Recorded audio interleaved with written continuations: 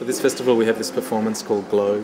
It's a solo performance by one dancer, and here we use the information of the dancer's movement to then create real-time video graphics, and this video is then projected back onto the dancer, and it's actually the light that we see the dancer in. So the light that the dancer is seen in is actually the light that she creates by her own movement, and so it really becomes an extension of choreography, this kind of collaboration with video, and it gives us the impression that we see things that we either imagine are there or we know that they're there, but we cannot see it.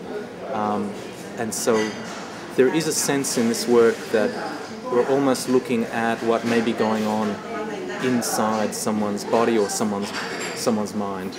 I think there's been a long history of dance being involved with other contemporary art forms right through the 20th century. So in a way, this kind of multimedia interactivity is not really new conceptually, but I think it just depends really what you do with it.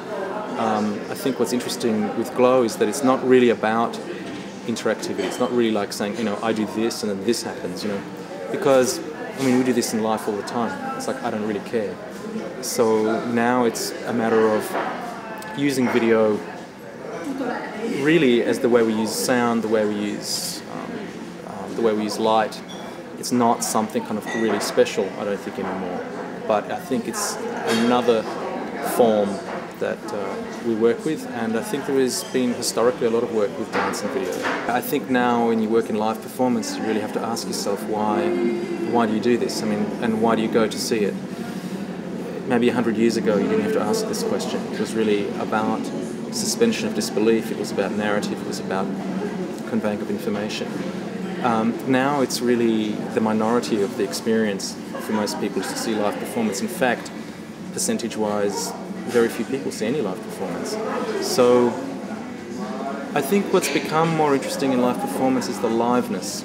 The idea of it being live actually becomes a phenomenon in itself, where 100 years ago you didn't ask why, or it wasn't a phenomenon, it was just a reality.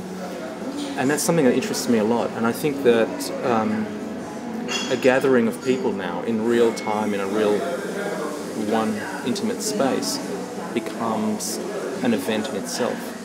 So in my shows, for instance, in my performance, the audience faces each other, so they see each other and they acknowledge that they're actually part of the work. It's important to understand and to appreciate that we become part of the experience. And I think that in a highly mediated contemporary culture,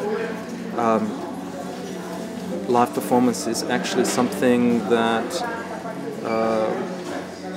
is sought after, or it is something I think people appreciate. I hope. It keeps me working anyway.